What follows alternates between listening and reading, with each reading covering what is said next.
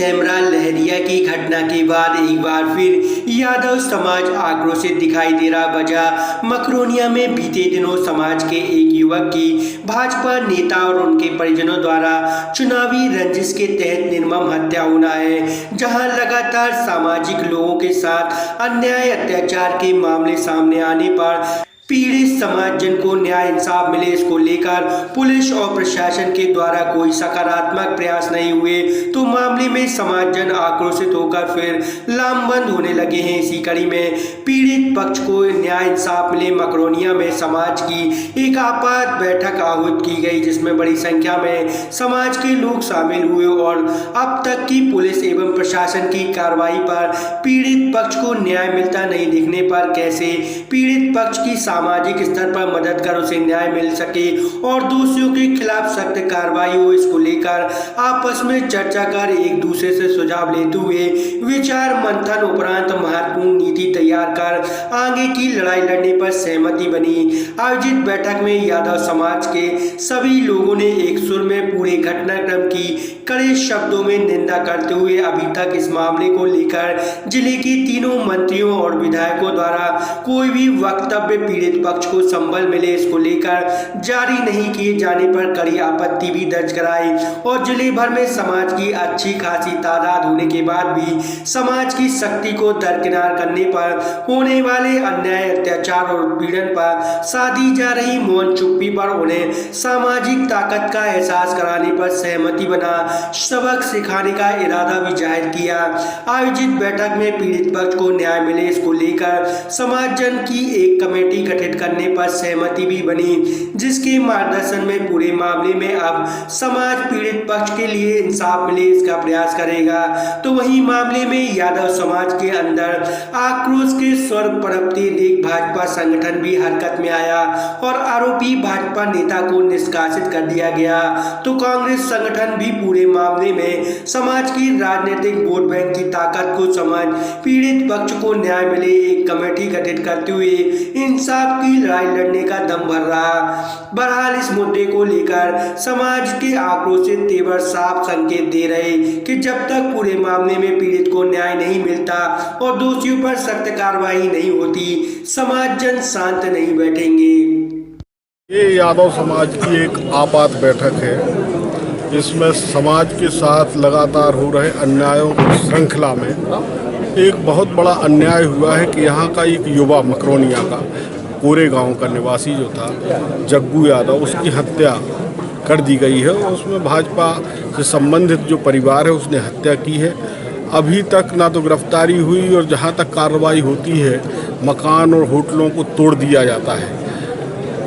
जो अवैध रूप से हैं और लगभग पूरा जैसे वो होटल है वो 40 फुट उसकी हाइट है तो वो भी अवैध शासन मानता है। और कोई जनप्रतिनिधि जैसे 3 मंत्री सागर जिले में हैं और 5 विधायक हैं और यहाँ स्थानीय विधायक और पूरे 5 विधायक सभी से समाज ने ये आज प्रस्ताव पारित किया है कि इतने बड़े जघन्य कांड के बाद किसी जनप्रतिनिधि ने अपना पक्ष नहीं रखा अखबार के माध्यम से या सोशल मीडिया के माध्यम से या किसी भी माध्यम से कि यादव समाज के साथ जो अन्याय हुआ है उस अन्याय के खिलाफ वो हैं और वो यादव समाज के लिए न्याय दिलाएंगे। इस तरह से किसी ने अपनी तरफ से आगे आके अभी तक ना तो किसी ने बयान दिया है ना यादव समाज के लोगों से संपर्क किया है। इस बैठक में यादव समाज ने यह निर्णय लिया है कि जो प्रतिनिधि हमारे साथ नहीं हैं हम भी उनको इसका मौका आने पर जवाब देंगे और उनके लिए चुनाव में और अन्य जगह जहाँ जहाँ स्थिति बनेगी हम उनका विरोध करेंगे, चाहे वो हमारे हों चाहे दूसरे हों चाहे कोई भी हो। उसके लिए समाज की एक समिति का गठन जो विभिन्न विषयों के जानकार लोग हैं, पुलिस अधिकारी रिटायर्ड हैं उसमें और वकील लोग हैं जो कानून के जानकार हैं,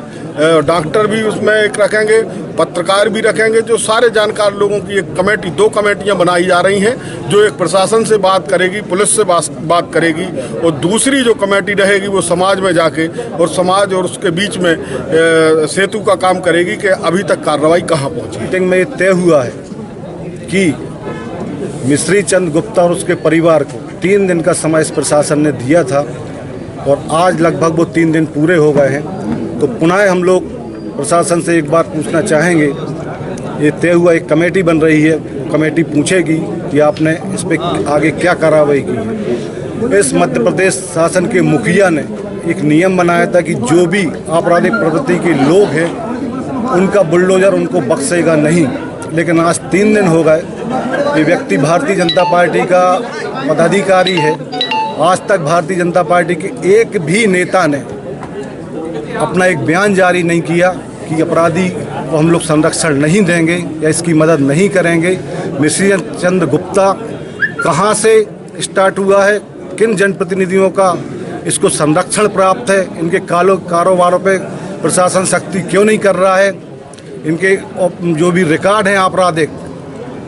स्पष्ट हो चुके हैं। शहर की जनता को मालूम चल चुका कि कितने केस इन पे लगे हुए हैं। यदि कार्रवाई नहीं होती तो उन जनप्रतिनिधियों का भी यादव समाज खुले रूप से विरोध करेगी। ये आज तय हो चुका है। बिल्कुल आपने सही कहा कि जो मुट्ठी भर लोग हैं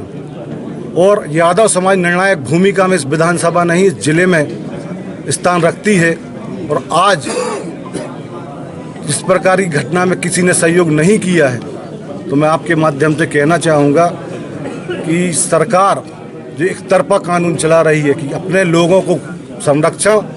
और दूसरे लोगों पे कूटराघात हमले करके बिल्डिंगें गिरा के इस प्रकार की जो हरकत कर रही है, कहीं ना कहीं हमारी समाज को यूज एंड थ्रो का जैसा डिस्पोजल होता है चुनाव में केवल इस्तेमाल किया जाता, अब हमारी समाज इस्तेमाल होने वाली नहीं है।